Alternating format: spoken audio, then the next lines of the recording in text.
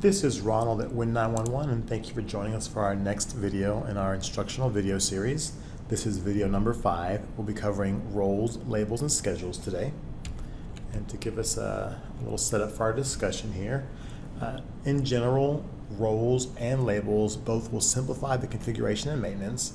Roles will allow grouping of people, and labels will allow groupings of alarms. The idea is that you can apply things much easier to the group versus having to apply them to the individual one by one or to each individual alarm. Let's go ahead and pull up our configurator here. And then we can get to roles from contact and then roles. And you should find a couple of pre-built roles for you. Those can be deleted if you would like to just create all new ones. You can delete those using this button, and then to add new ones, click the plus sign there, which is great. And we're going to call this engineers and put a description in here. And then we can adjust the color as well to separate it visually from any other roles you may have created already. All right, let's give it a nice red color here. Perfect. And we're going to save that and see that there. And then from our bookkeeping workspace here, you'll see if any people have been assigned to this role, which I'll show you how to do that. So we're going to click on one of our connections here. We're going to pick on old John right here. Bottom right, to go into edit mode, you'll see the roles pop up. And then you can click from here and then click that John is a field engineer. We're going to save that, and then you'll see it appear there now. And then it should also appear in that bookkeeping workspace for engineers, which it does. You see John and then the type right there. We're going to skip ahead to schedules here, to roles. I'm sorry, to labels. Let's try that again, which functions very similarly to the way roles does. You'll see a couple of pre-built ones in there. Actually, I'm going to delete this and re-add it so you can see how I do that. Same way, we're going to create a new label there. We're going to call this hazardous, and we're going to give this a description of dangerous machinery,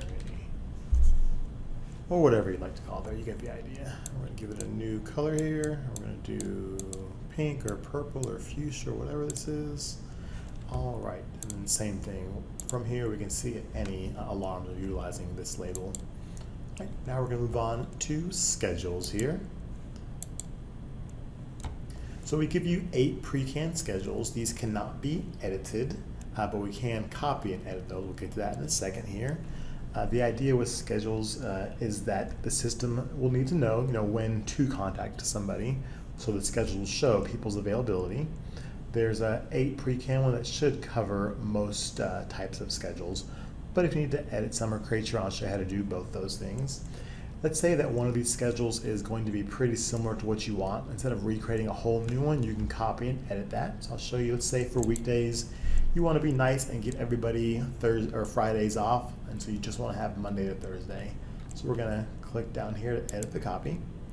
We create a new copy, and we're going to give that a new name, say weekdays except for Friday.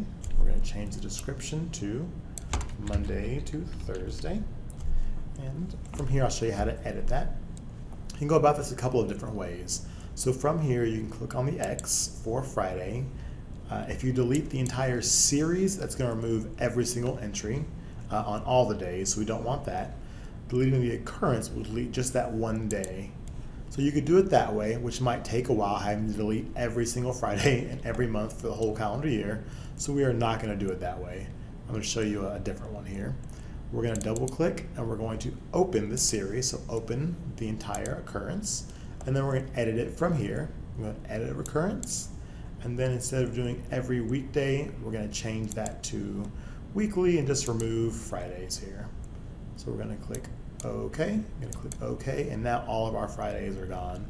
And just to confirm, let's go to a couple different months, and you can see all the Fridays are gone. So that's one way you could approach creating a custom schedule. We're going to save that. I'm going to show you a different way here.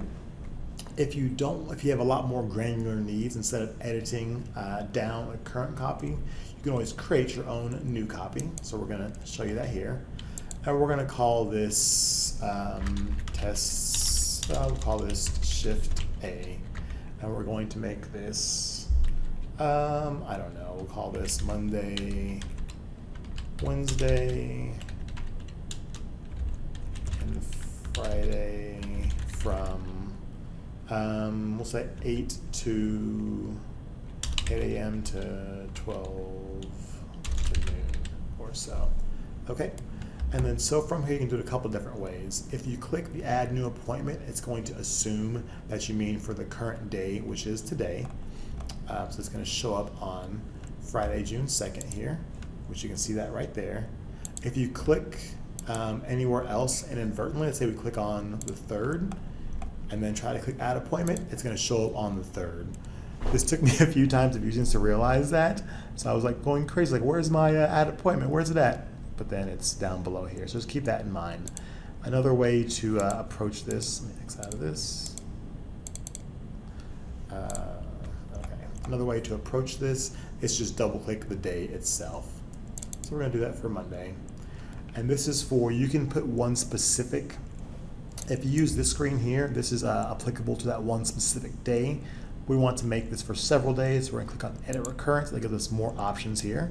And we're gonna make this Monday, Wednesday, and Friday, and the time is from 8 a.m. So we'll click on 8 a.m. to noon. All right. And then this is going to recur every week and a range of recurrence with no end date, just ongoing. So we're going to click OK, and then you will see, oops, let's try that again. Open the series, I clicked the wrong button here, which is good for you guys to see, so I'll show you how to fix this. Okay, so I missed this here, the duration of 28 hours, so we want to make sure that the duration matches. So you can do this a couple ways here. Probably the easiest way is to go, 4 hours, and that'll make sure that it applies it properly. There we go. And that looks like it's supposed to look here, with them being available Monday, Wednesday, Friday for shift day, and then not being available Tuesday, Thursday. So that looks good, so we're going to save that. And now we have our different schedules here. And similarly to roles and labels, you can apply, similarly to roles, you can apply the scheduling to individual people and their connection methods. So back to John here. We're gonna say John, his current schedule is always, but we're gonna change that to now he's shift A. And so now he's available only on Monday, Wednesday, Fridays. So if an alarm happens and John's part of the engineering group, the schedule is going to be honored. And if it's on a Tuesday, we're not going to contact him because he is only available Monday, Wednesday, and Friday. So we're going to click that. And then I'll go back and show you the schedules here. Once we click Shift A, we can see that it is being applied to John.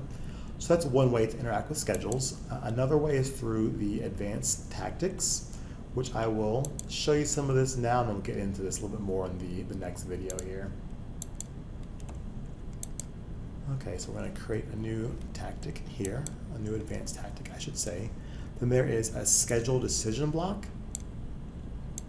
which will let us know if it meets scheduling. If it matches, then go this route. If it does not match, if the schedule logic is false, it's not that day or that schedule, then go this route instead.